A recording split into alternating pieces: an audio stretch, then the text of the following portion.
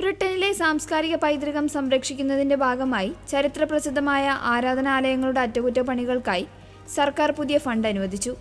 Places of worship renewal fund എന്ന് പേരിട്ടിരിക്കുന്ന പദ്ധതിയിലേക്ക് ഈ ആഴ്ച മുതൽ അപേക്ഷകൾ സമർപ്പിക്കാമെന്ന് അധികൃതർ അറിയിച്ചു. നേരത്തെ നിലവിലുണ്ടായിരുന്ന listed places of worship grant scheme നിർത്തലാക്കിയതിനെ തുടർന്ന് സഭാ നേതൃത്വങ്ങൾക്കിടയിൽ വലിയ ആശങ്ക നിലനിന്നിരുന്നു. ഈ സാഹചര്യത്തിലാണ് പുതിയ പദ്ധതിയുമായി സ്റ്റാർമർ സർക്കാർ രംഗത്തെത്തിയിരിക്കുന്നത്. 23 ദശലക്ഷം പൗണ്ടാണ് ഈ പദ്ധതിക്കായി മാറ്റിവെച്ചിരിക്കുന്നത്. അടിയന്തരമായി അറ്റകുറ്റപ്പണികൾ ആവശ്യമുള്ള ആരാധനാലയങ്ങൾക്കാണ് മുൻഗണന. ഗോൾഡൻ ബ്രൗൺ ചാൻസലറായിരുന്ന കാലത്ത് ആരംഭിച്ച പഴയ പദ്ധതി പ്രകാരം പള്ളികളുടെ അറ്റകുറ്റപ്പണികൾക്ക് വാറ്റ് ഇളവ് നൽകിയിരുന്നു.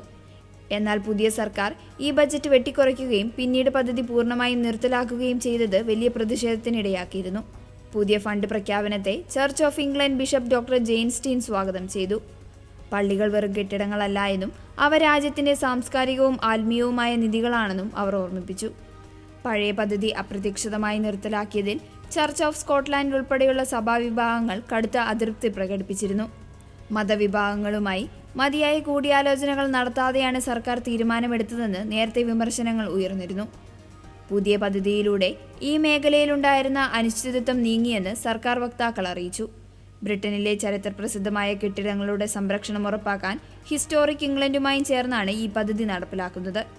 അർഹരായ എല്ലാ സഭകളും ഈ അവസരം പ്രയോജനപ്പെടുത്തണമെന്ന് ബിഷപ്പ് ഡോക്ടർ ജെയിൻ സ്റ്റീൻ ആഹ്വാനം ചെയ്തു. പള്ളികൾക്ക് നൽകുന്ന ഈ സഹായം പ്രാദേശിക സന്നദ്ധ പ്രവർത്തകരുടെ ഭാരം കുറയ്ക്കാൻ സഹായിക്കുമെന്നും അവർ കൂട്ടിച്ചേർത്തു.